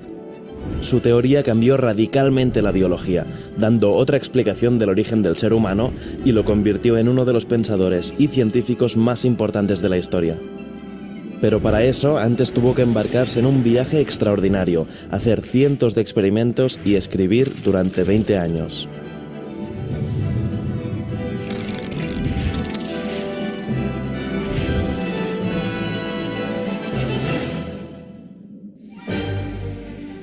En 1831 Darwin tenía 22 años y estudiaba en la Universidad de Cambridge, cuando lo invitaron como naturalista a una gran expedición. A bordo del HMS Beagle, Darwin pasó casi 5 años recorriendo varios continentes, empezando por Sudamérica, de donde regresaría con decenas de ejemplares vivos, ilustraciones y fósiles. De hecho, estos fósiles le dieron una de las primeras pistas sobre la evolución. Por ejemplo, al ver los restos de un milodón, un animal gigante similar al oso perezoso, pensó que el parecido no podía ser coincidencia, tenía que haber un parentesco con la especie actual. A su paso por las Islas Galápagos, Darwin pudo observar especies como las tortugas gigantes, que vivían en entornos próximos pero tenían variaciones físicas únicas en cada isla. En las zonas húmedas donde la vegetación era abundante, las tortugas tenían el cuello corto y el caparazón en forma de domo, mientras que en las islas con un ambiente árido tenían el caparazón más plano y el cuello más largo. Pero, ¿cómo se explica esa diferencia?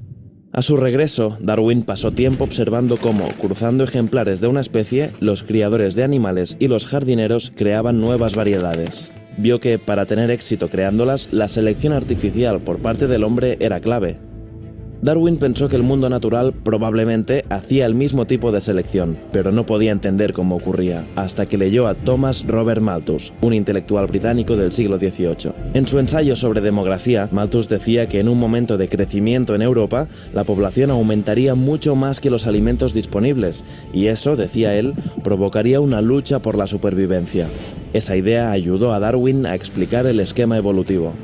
En la naturaleza existe una lucha por la supervivencia, en la que no necesariamente sobrevive el más fuerte, sino el que mejor se adapta a las condiciones del ambiente donde vive. Si un ser vivo tiene algún rasgo que lo ayuda a sobrevivir, va a tener más éxito a la hora de reproducirse, mientras que el que no se adapte va a morir sin dejar descendencia. Las criaturas con mayor éxito reproductivo pasan ese rasgo a su linaje y así sucesivamente, hasta que las variaciones acaban derivando en una nueva especie. Por eso las diferencias entre las tortugas que vio Darwin en las Galápagos eran producto de la evolución. En un ambiente árido, las del cuello largo podían llegar a los arbustos y alimentarse, mientras que las que habitaban en un ambiente frondoso podían comer pasto y protegerse de los depredadores gracias al cuello corto y al caparazón en forma de domo. Darwin propuso la idea de que todas las especies, incluida la humana, no nacieron de forma independiente, sino que descendieron de un ancestro común. Y según el naturalista británico, a partir de ahí la vida en el planeta empezó a diversificarse. 20 años después de su viaje en el Beagle, Darwin había escrito miles de páginas, pero no había publicado ninguna. Quería tener evidencias irrefutables, quizás porque sabía que su teoría iba a suponer un cataclismo. Pero todo cambió cuando recibió una carta de Alfred Russel Wallace, un admirador y colega naturalista que le contaba que había llegado a la misma conclusión: la evolución se producía por selección natural. Ante el pánico de que Wallace fuera reconocido como el único autor de la teoría, los dos naturalistas llegaron al acuerdo de presentar una carta conjunta explicando sus hallazgos. Pero al publicar Darwin un año más tarde su libro titulado Sobre el origen de las especies, este traspasó la esfera científica y con el tiempo se volvió una celebridad, no sin antes sacudir los cimientos de la Gran Bretaña victoriana. Como Copérnico en su momento, Darwin lo cambió todo al explicar que la diversidad del mundo se debía a un hecho biológico, donde Dios no intervenía. Darwin bajó al ser humano al mismo nivel evolutivo que el resto de criaturas del planeta. Avances científicos permitieron comprobar su teoría y hasta la Iglesia Católica acabó aceptando, décadas más tarde y con matices, que la evolución era compatible con la fe. Y hoy, más de 150 años después de que el mundo viera la teoría de Darwin, sabemos que la evolución es un hecho. El planeta sigue cambiando, a veces de forma dramática, y nosotros cambiamos con él.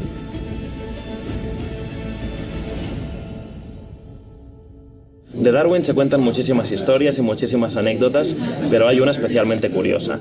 Se dice que pasó un tiempo en la Patagonia tratando de encontrar un ejemplar de ñandú pequeño, que es un tipo de ave.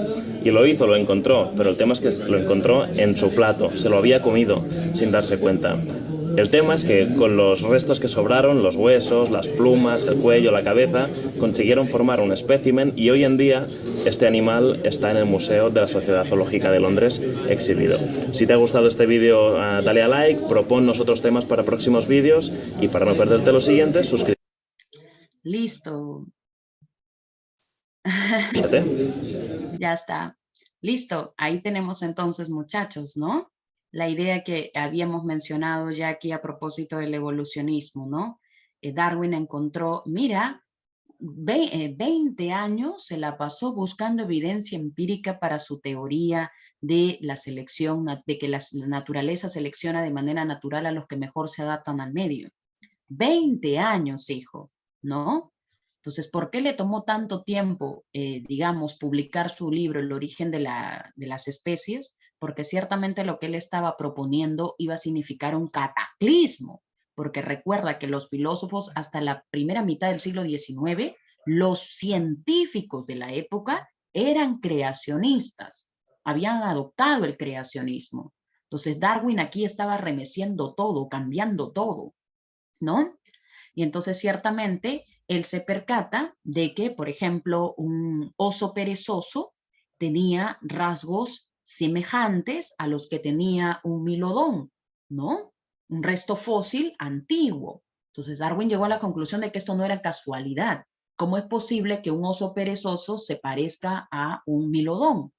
Entonces, ciertamente, su interés por tratar de saber a qué se debía lo llevó pues a tratar de construir toda esta teoría suya, ¿no? Él llegó a la conclusión de que los seres humanos somos producto de la naturaleza que ha ido evolucionando, que ha ido cambiando.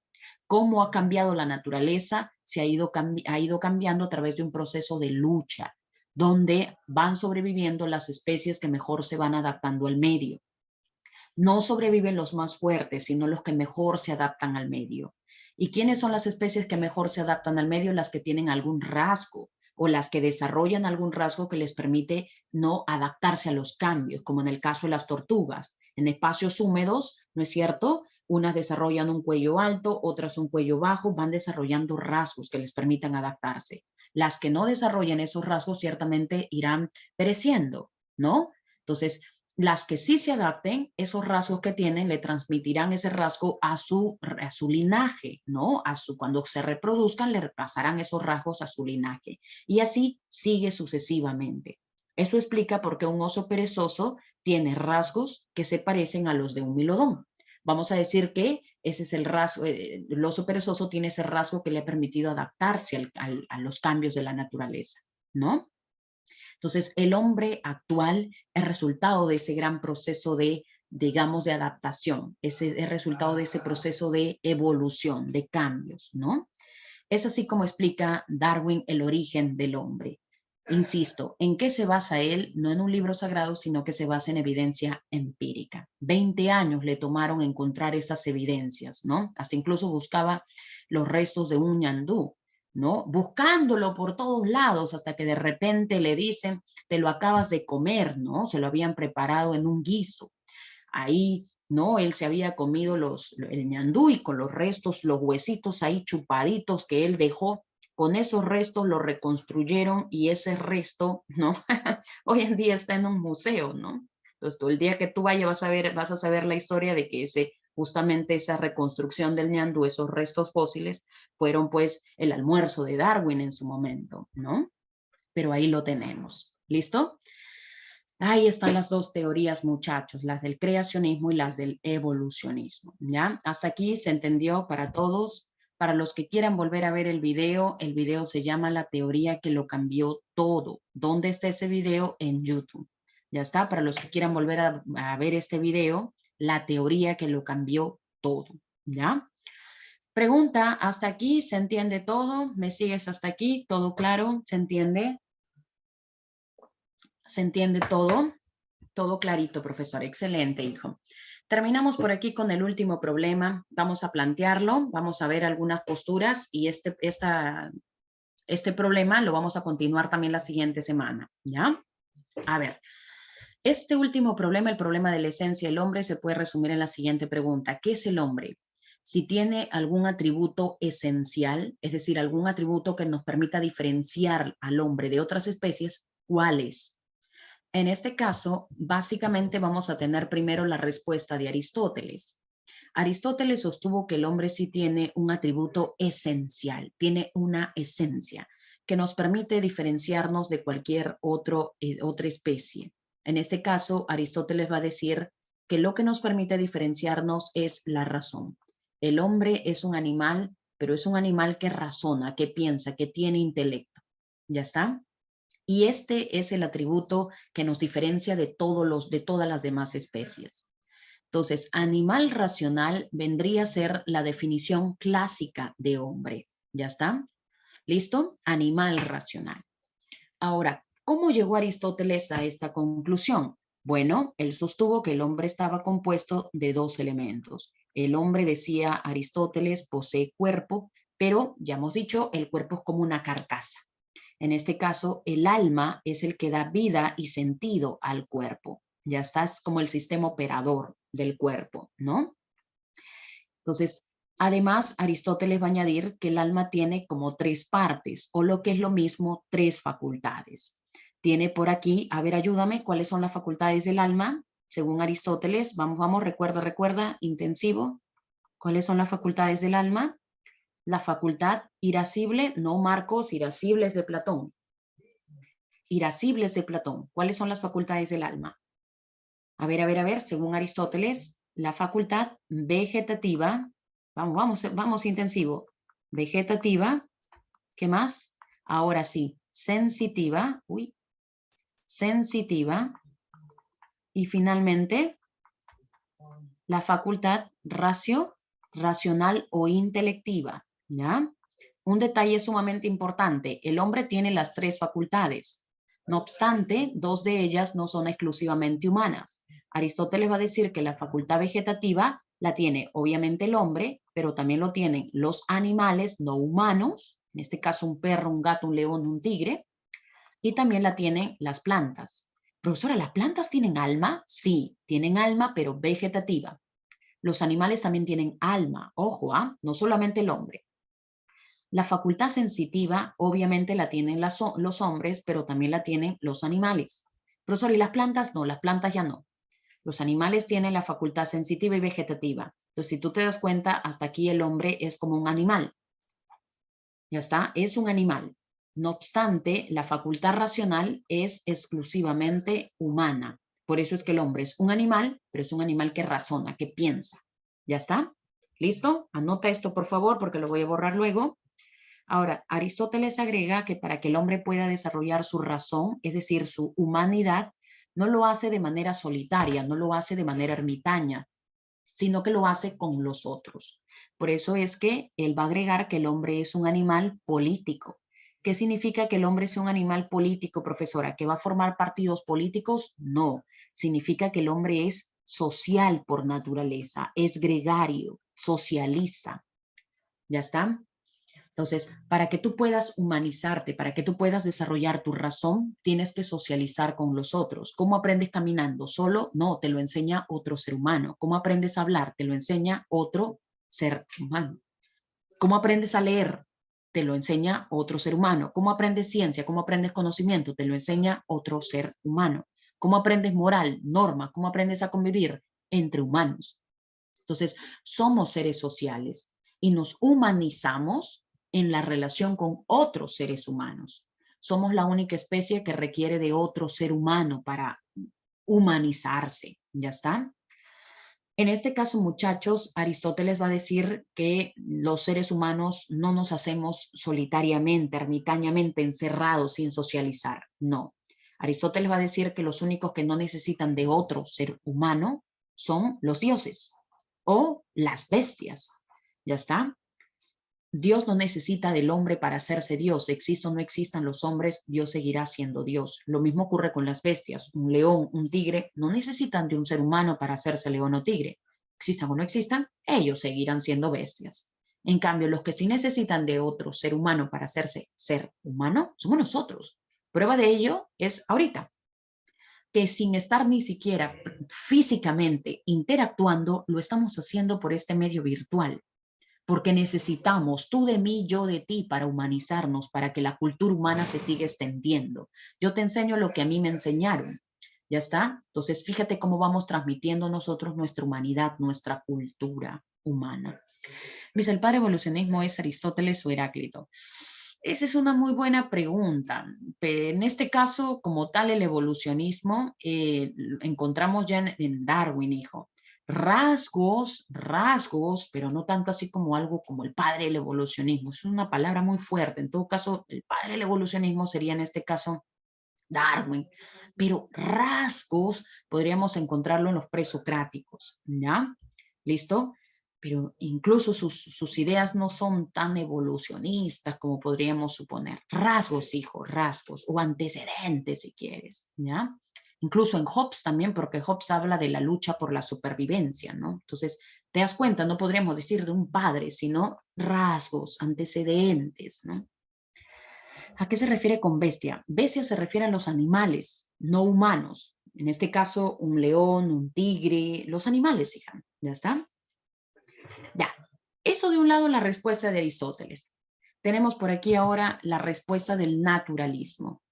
En este caso, esta respuesta le corresponde a Federico Nietzsche. Tú sabes que Federico Nietzsche fue un filósofo del siglo XIX y fue un crítico de la filosofía clásica, lo que significa que Federico Nietzsche no va a estar de acuerdo con la definición de Aristóteles.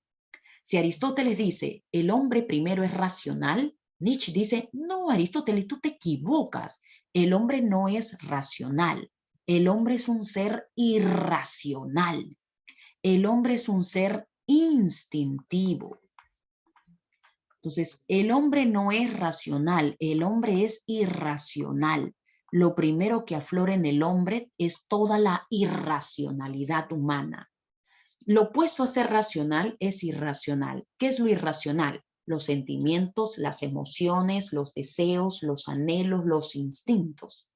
Entonces, Nietzsche va a decir que definir al hombre como racional es negar su verdadera esencia, su verdadero ser. ¿Y cuál es tu verdadero ser? Tus instintos.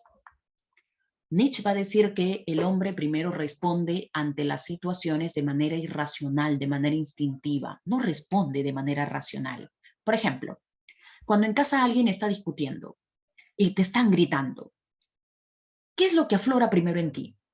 ¿La prudencia? No, no le contesto. No voy a hacer eso. No, lo que aflora en uno siempre es maldición.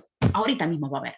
Tienes ese deseo instintivo, animalesco, de querer responder, de que aflore tu rabia, tu ser iracundo, tu ira. ¿No? Eso es lo que aflora primero en uno. Y luego, si te pones a pensar y a meditar, dices, no, mejor no digo eso, le puedo herir sus sentimientos, puedo decir cosas, no hago. Entonces, ¿qué aflora primero en el hombre? Nietzsche va a decir lo que primero aflora son los instintos. Y luego recién, luego aflora la razón. Entonces, pretender definir primero al hombre como racional es negar que primero el hombre es instintos, el hombre es irracional. ¿Ya está? Por ejemplo, si en este momento yo le digo, muchachos, 31 de diciembre hay una fiesta, vamos, nos vamos de campamento, nos vamos de playa, muchachos. Lo primero que va a aflorar en ustedes es, vamos, profesora, ¿dónde es? Dígame, yo quiero, es fin de año, quiero festejar. Go. Aflora tus instintos, tus deseos. Y luego después, no, profesora, no debería ir. No, playa no, profesora, tengo que estudiar porque el examen. Entonces te das cuenta. Sale mi bestia. Sí, sale tus instintos, tu ser animal, ¿no? Y luego aflora la razón. Entonces Nietzsche va a decir que el hombre primero es instintivo. El hombre es un ser natural, es un ser biológico y posee instintos vitales. Ojo que cuando Nietzsche se refiere al hombre con estos atributos, él le denomina el superhombre, ¿ya? Además, el superhombre posee una moral. Pregunta, ¿de amo o de esclavo? ¿Cómo es la moral del superhombre? ¿De amo o de esclavo? A ver si recuerdas. Una moral de amo, de señor. ¿Y cómo es su espíritu? Apolinio o dionisiaco. A ver si Mena. ¿Cómo es el espíritu del hombre? Apolinio o dionisiaco. Dionisiaco. ¿Ya está? ¿Listo? Ahí tenemos entonces los atributos del hombre según Federico Nietzsche. ¿Ya? Ahora, a Nietzsche le sale al frente la respuesta de los espiritualistas. ¿Ya está? ¿Quiénes son los espiritualistas? En este caso podríamos mencionar a Platón y podríamos mencionar a Max Scheler. ¿Ya está? Con ellos terminamos, hijo. Los espiritualistas definen al hombre como un ser que posee espíritu, como un ser que posee alma. Entonces, ellos, fíjate, no van a negar que el hombre posea cuerpo. Dicen, el hombre tiene cuerpo, tiene corporeidad, es material. Ambos van a decir, el hombre posee cuerpo. Pero, así como lo dice Aristóteles, ellos van a pensar que también el cuerpo no es lo que nos define. El cuerpo es solo como una carcasa otra vez, ¿no? El cuerpo es como el lugar donde habita lo que a ti te define. ¿Y qué es lo que a ti te define? Platón va a decir el alma. Max Scheler va a decir el espíritu. Profesora, ¿podría entenderse espíritu como sinónimo de alma? Sí, en este caso sí, ya está. Hace referencia los dos a esa parte interna del hombre, ese mundo interno, ¿ya? Entonces, Platón, por ejemplo, va a decir que el hombre no se reduce al cuerpo. El cuerpo no te define. Lo que a ti te define es el alma. Es más, dice Platón, el cuerpo es como el lugar donde habita tu alma, pero en realidad el cuerpo es como una cárcel del alma, dice Platón. ¿Ya está? El cuerpo es la cárcel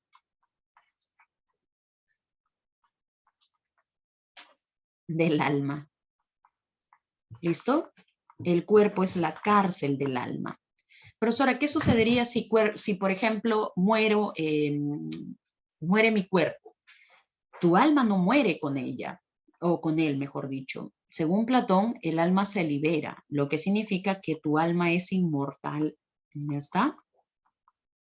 Asimismo, Platón va a decir que el alma tiene tres partes o tres facultades. Una facultad racional, una facultad irascible y una facultad concupiscible. ¿Y dónde queda el alma, profesora? A ver, el alma está replegada en el cuerpo humano. Platón dice que en la cabeza se encuentra la facultad racional, en el pecho se encuentra la facultad irascible y en el vientre se encuentra la facultad concupiscible. Cuando tú mueres, muere el cuerpo. ¿Y a dónde se ve el alma? Según Platón, el alma retorna al mundo de las ideas, a otro mundo, a otra realidad. ¿Dónde está ese otro mundo? Más allá o fuera de este mundo material. ¿Ya? Ya lo vamos a ver en su momento, vamos a hablar más extenso más adelante de Platón y vamos a ver cómo es que él concibe este dualismo, dos mundos, ¿no? Max Scheler también sostiene que el hombre posee cuerpo, pero no es el cuerpo lo que nos define, sino que es el espíritu. Gracias a que poseemos espíritu, es que podemos definir al hombre o llamar a otro hombre con el término persona. ¿Qué es lo que nos hace personas? El espíritu. Ahora también, gracias a que poseemos espíritu, es que tenemos tres características o tres rasgos que nos diferencian de las otras especies. Uno, tenemos la capacidad de tener libertad y autonomía. Es decir, el cuerpo por sí solo tiende a los impulsos, a los deseos, a libidinosos. En cambio, gracias a que poseemos espíritu, es que somos autónomos. ¿Qué significa? Que podemos controlar los instintos del cuerpo. Si no poseemos espíritu, entonces el cuerpo nos arrastraría. Como los animales solo poseen cuerpo, no tienen espíritu. Entonces, cuando los animales tienen deseos libidinosos, los satisfacen sin más. En cambio, nosotros no hacemos eso. Cuando nosotros tenemos deseos libidinosos, poseemos espíritu y podemos controlarnos. No. Entonces, ¿te das cuenta? Poseemos autonomía, libertad, control. Tenemos la capacidad de escoger, de decidir qué hacer. No hago esto, no, mejor más adelante. Entonces, ¿te das cuenta? En cambio, los animales no tienen eso. Otra característica, somos la única especie que tiene la necesidad y el deseo de conocer el mundo, de objetivar el mundo. Somos la única especie que realiza ciencia, que quiere conocer el mundo. No hay ninguna otra especie que tenga esa necesidad.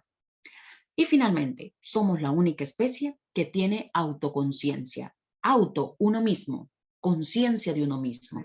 Somos los únicos hijos que estamos pensando sobre las decisiones que hemos tomado. Ay, no debía haber hecho esto, ay, me arrepiento, ay, ¿qué hice? Somos la única especie que está pensando, ¿qué voy a hacer mañana? ¿Qué voy a hacer más adelante en mi vida? ¿Qué carrera estudio? ¿Me caso o no me caso? ¿Tengo hijos? Somos la única especie que es consciente de sí misma, de sus decisiones, de sus actos. Entonces, poseemos estas tres cualidades porque tenemos espíritu, hijo. Eso es lo que nos diferencia. Y terminamos aquí. Dualismo. El dualismo es la postura que reúne el naturalismo y el espiritualismo. Esta es la postura defendida por René Descartes. Descartes va a decir, el hombre es un ser dual. Naturalistas, el hombre posee cuerpo. Espiritualistas, el hombre posee espíritu o pensamiento. Ambos. Entonces, el hombre necesita de los dos. El hombre posee pensamiento y posee cuerpo. Al pensamiento, Descartes le llama res cogitans. Al cuerpo le llama res extensa. Finalmente, Descartes va a añadir que el pensamiento y el cuerpo interactúan, se comunican. ¿A través de qué, profesora? A través de la famosa glándula pineal. Según Descartes, nosotros tenemos alojado, más o menos por aquí, una glándula que tiene forma de piña. Esa glándula pineal es la que comunica nuestro pensamiento con nuestro cuerpo. Nunca se comprobó la existencia de dicha glándula pineal. Ya está, científicamente hablando, nunca se descubrió la existencia de dicha glándula pineal. Sin embargo, hay que reconocer el aporte de Descartes. ¿En qué consiste su aporte? En haber sido el primer filósofo sin tecnología que hoy tenemos, en haber sostenido que el cerebro, que el pensamiento y el cuerpo interactuaban. Hoy en día nosotros sabemos que en efecto nuestro cerebro se comunica con nuestro cuerpo. Ya está, hay interacción mente-cuerpo y lo hemos demostrado científicamente.